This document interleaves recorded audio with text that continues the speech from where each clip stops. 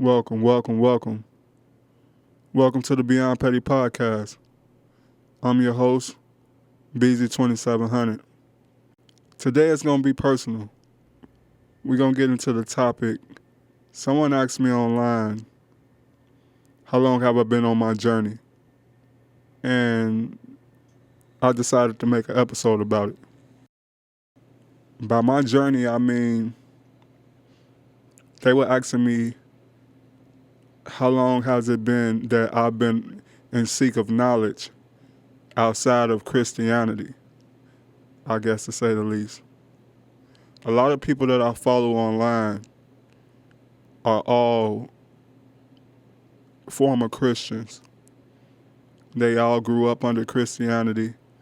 They've been in the church either their whole life or for many years. And along the way, they started to ask questions.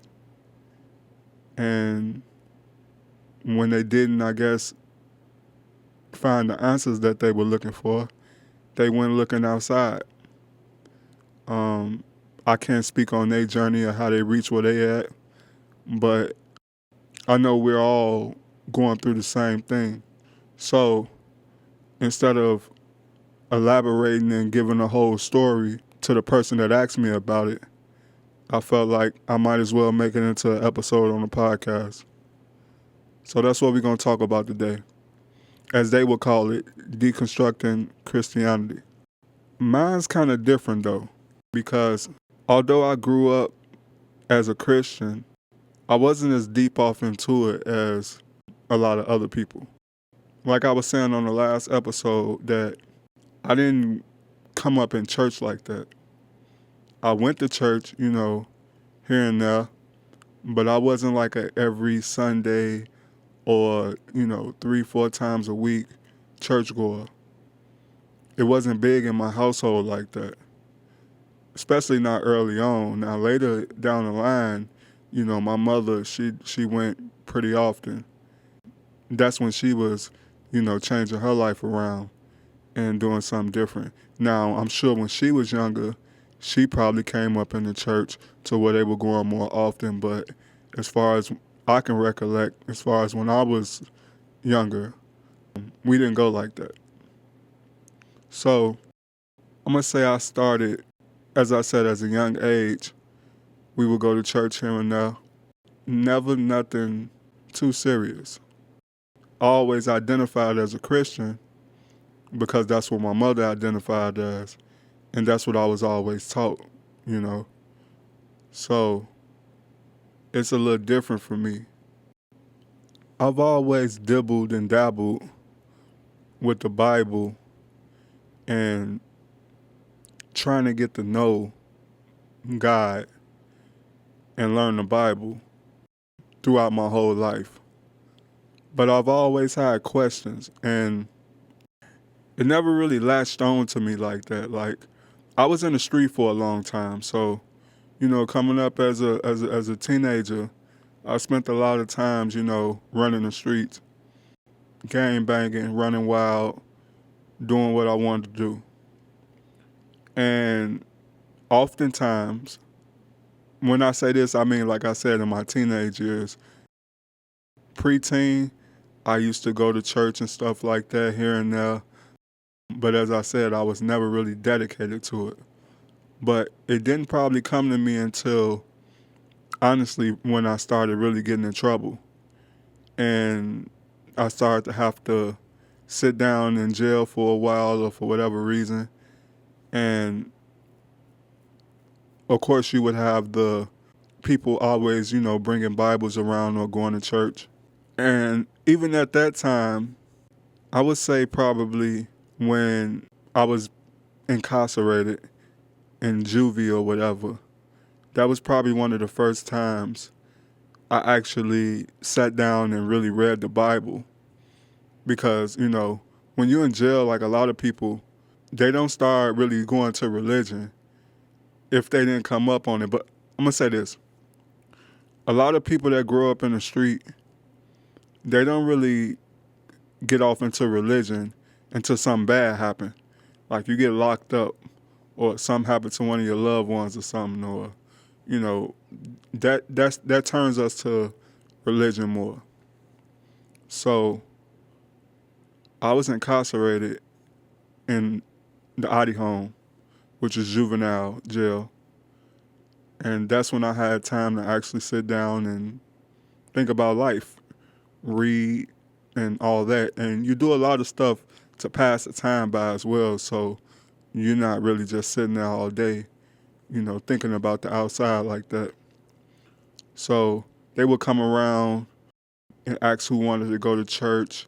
And, it was really kind of frowned upon, especially when you're in the streets and you're supposed to be tough and bad, and, you get caught going to that church and people laughing at you and looking like, but I never really cared. It was always something for me to do as well. I was able to move around and go somewhere. So I'm like, okay, well, let's go. And in jail, it's mostly like Catholic church a lot. You have a lot of Catholic stuff going on. So when they would come around and they would ask who wanted to go, I would get up and go.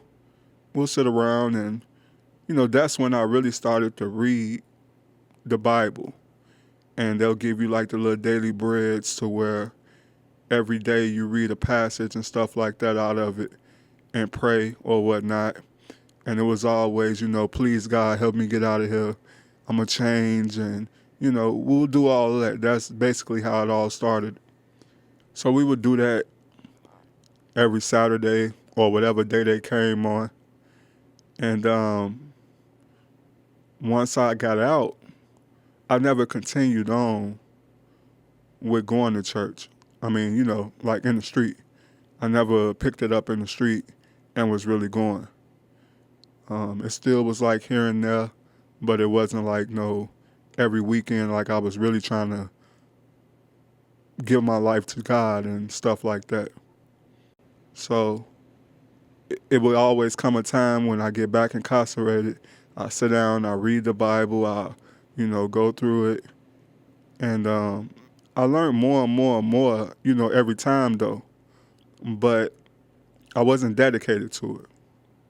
Once I became an adult was when I really started to have more questions about it. My wife, she's a Christian. She would go to church a lot, but we come from two different walks of life. So I would say when I became an adult is when I started to pay more attention to it and have more questions about it.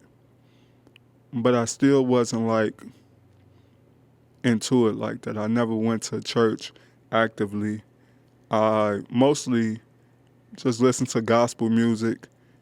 I believe definitely, but I wasn't like an active church goer.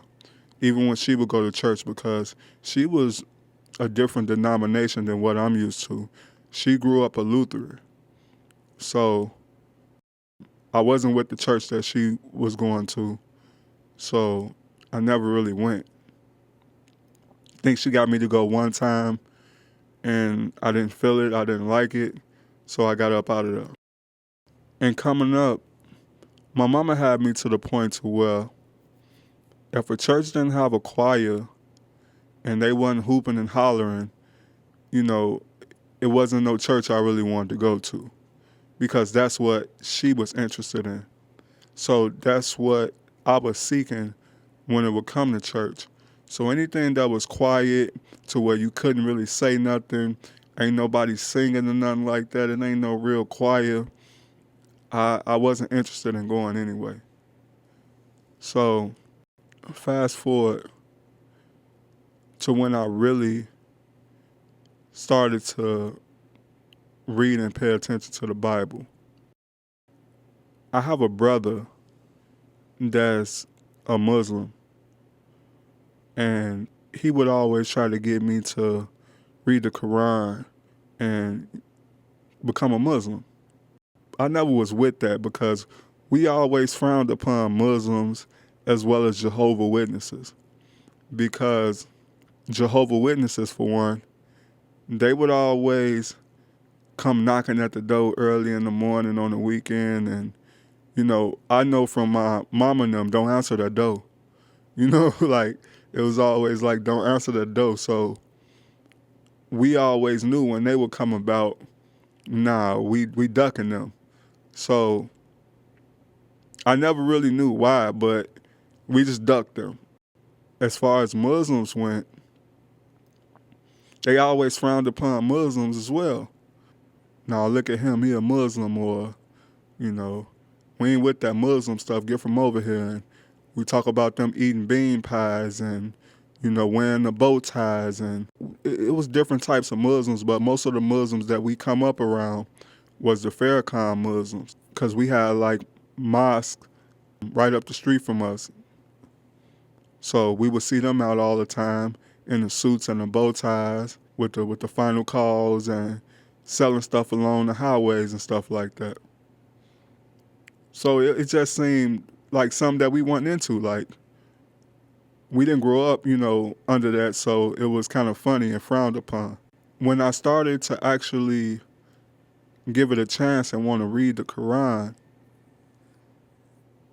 it just wasn't grabbing me. Like, it was kind of confusing, and then it was like, it wasn't what I was used to with the Bible. So with reading the Bible, it was kind of different.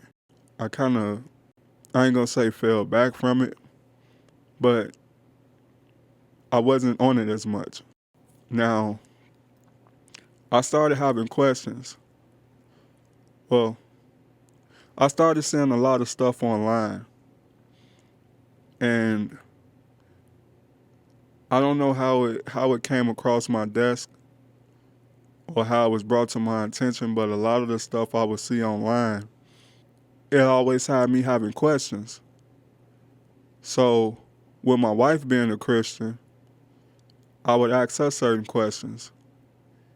And when I would ask her questions, it was kind of like, well, you got to read the Bible. You got to read. You know, it was never really, she didn't really have the answers. And the answers that she did have, it was more so what she was told versus what's in Scripture. So I started reading the Bible more. And now that I'm reading it, now I'm reading to actually learn the Bible and get closer to God. I remember in particular, I came across a part where it said, slaves, obey your slave master as you would God. And I'm like, huh? So that part, like, it's something I felt inside of me. It was like, what? Slaves obey your slave master the same way you would God. Like, that don't seem right to me. And I'm asking her, did you know the Bible talked about slaves obeying your slave master and all that stuff? And she was like, well, it was slaves back then.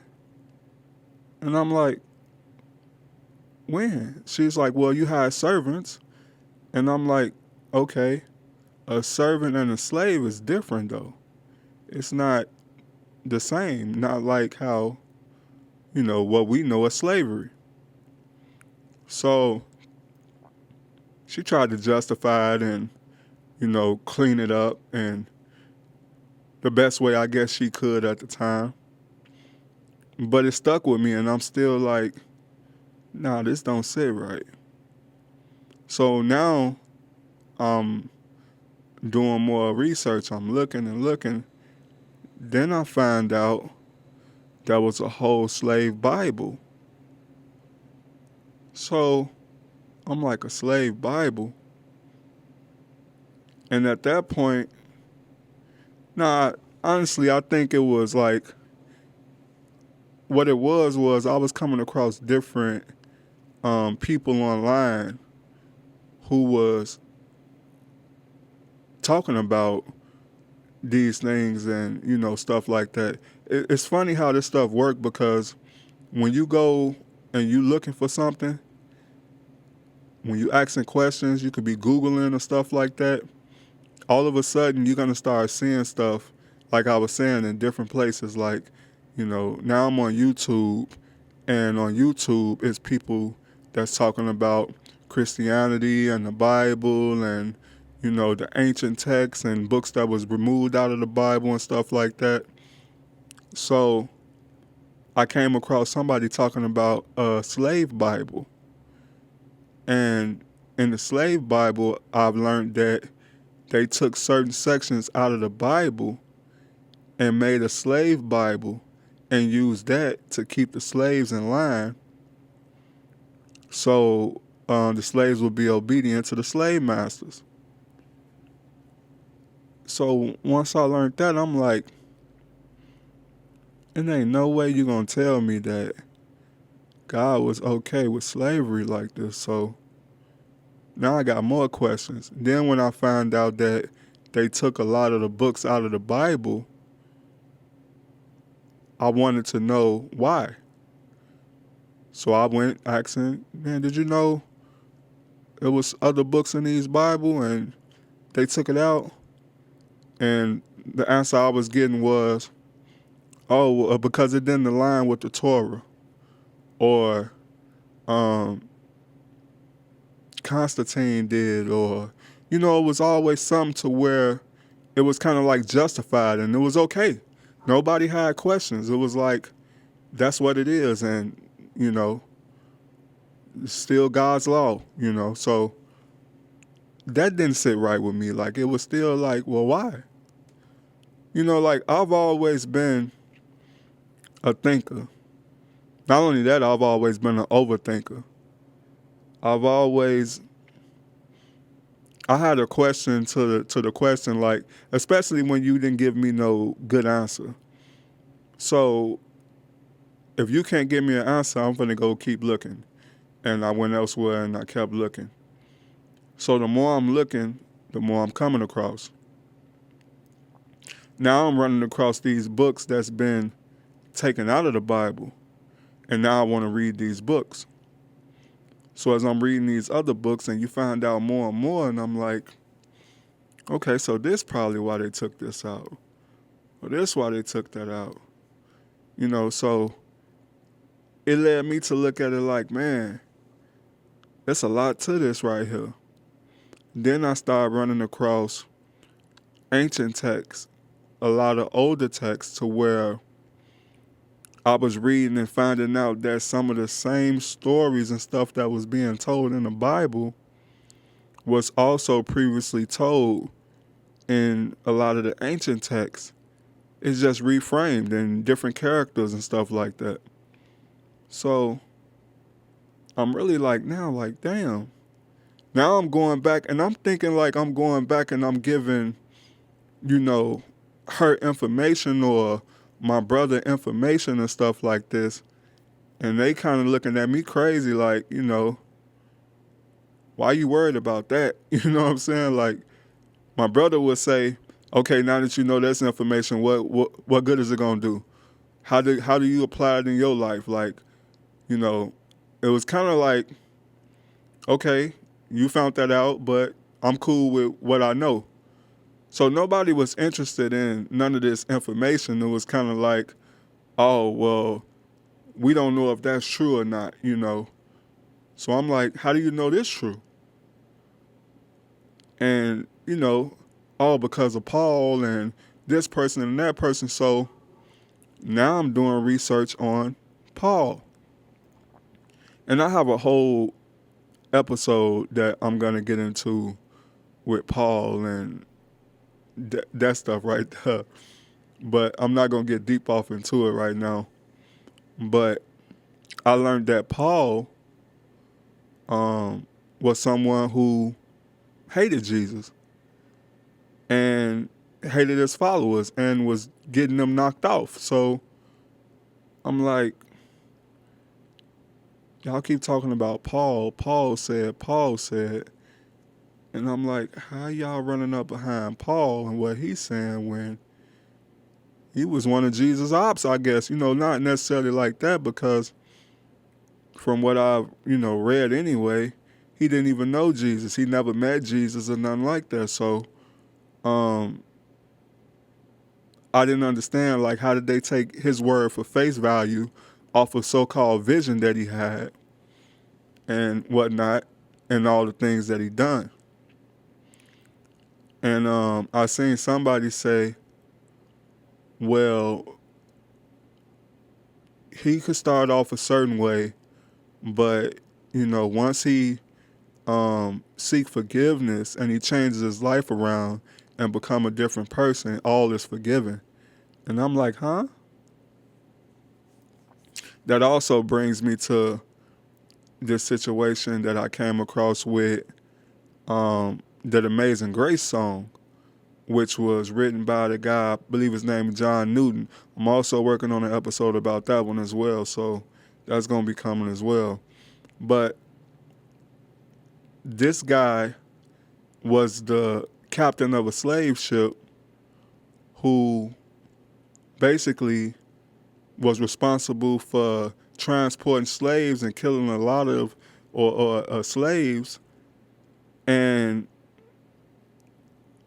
getting caught out in a storm or something like that, and was begging for God to save him, and if he saved him he would change his life. So he didn't die. I'm guessing in his mind God saved him, but then he continued on to do the same things that he was doing anyway for many years. Then down the line he decided, okay, I'm gonna change. He wrote the song Amazing Grace, and that's the number one song, in a lot of black people church and stuff like that. So, and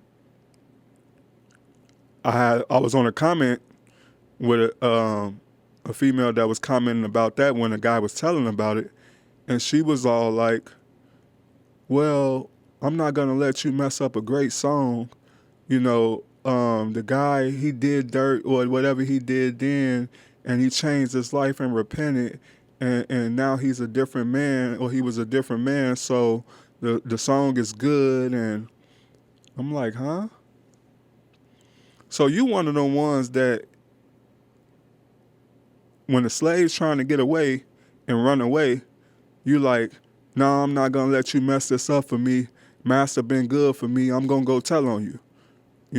Like where your mind at? Like, I really don't understand. But so that's that situation. So that's what it reminded me of, like when people would say that, like, he can go murder thousands of people or whatnot, and just because you say, oh, you had a vision, okay, now Jesus came to you in a vision, now all of a sudden you want to change, so all is forgiven, come on over here now. Like stuff like that don't sit right with me. I'm from the street, so I put a lot of stuff in that terminology because that's the way I come up. We don't just forgive people like that. I mean, you could, if you want to forgive people, that's cool, but we're not finna let you in, and you done did all this right here. You cool, stay over there with it, but you done did all this dirt, all this killing or whatnot. You're not finna come in and backdoor me. So I don't know how people think like, oh yeah, all is forgiven now, That just didn't sit right with me. And the more I ask questions, the more irritated people become. The more I present information to these people, the more irritated they become. It's kind of like they're set in their ways, they set in what they believe, even if you put proof and the truth right in their face. They don't want to see that. They don't care about that. That also brings me to like another street analogy. I grew up gang banging in the streets. And where I'm from, is the original, like where a lot of it started at.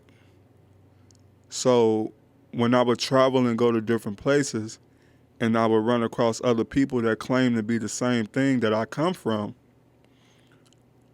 when we're talking and they're telling me how knowledgeable they are, or they're moving a certain way, I would let them know, like, where you get that from? Like, that ain't what it is.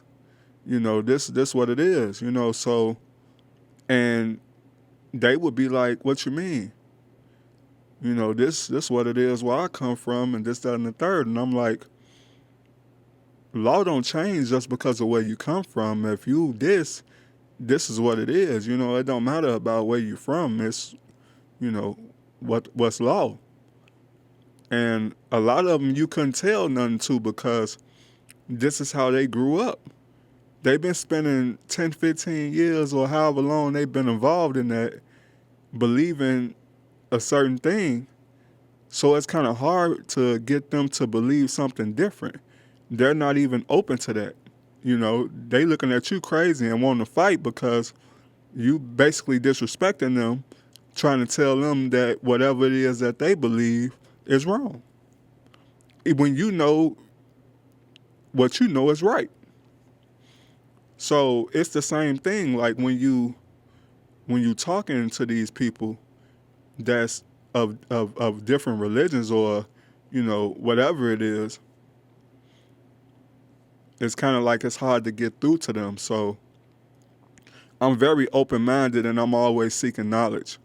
So it's easy for you to open my eyes to things like that because I'm always looking to learn. A lot of people is like brainwashed and they don't want to learn, so I'm cool with what I know and what I believe in, and ain't nothing you can tell me about it. So they'll go on and have an attitude and get mad, and these are life-changing events actually, when it comes down to trying to tell somebody different than what they believe in, because now they're looking at you different, and since they can't get you on their bandwagon, they're going to get rid of you or not even want to talk to you because they're not open for more knowledge. They're looking at it like, and the first thing they're going to say is, Jesus said there's going to be many false prophets, and, the devil is a lie, and, all this other stuff to make it seem like whatever it is that you've learned from wherever you learned it from, these are people trying to deceive you, or whatnot, when none of this stuff came directly from God. This is man-made information that's been tampered with over thousands of years. Not only that, you got probably over 1,000 different denominations when it comes to Christianity.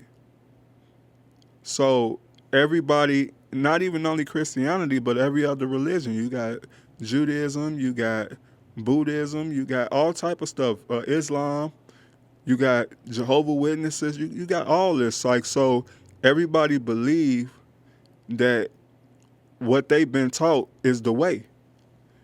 This is it. And if you're not following that way, you're not going to get to heaven. You're going to hell. So that's a part that I really don't understand either, because you telling me out of all y'all right? Somebody not right, Another thing is the Bible also is a collection of books over time, like in its stories. So they'll tell you certain parts of the Bible, oh, these are just parables. And I'm like, okay, what are the rest?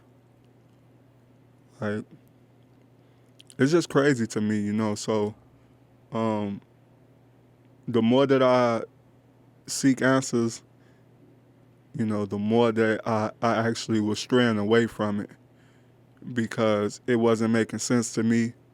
Nobody can make it make sense. And like I said, there's a lot of different books and stuff that's been kept out.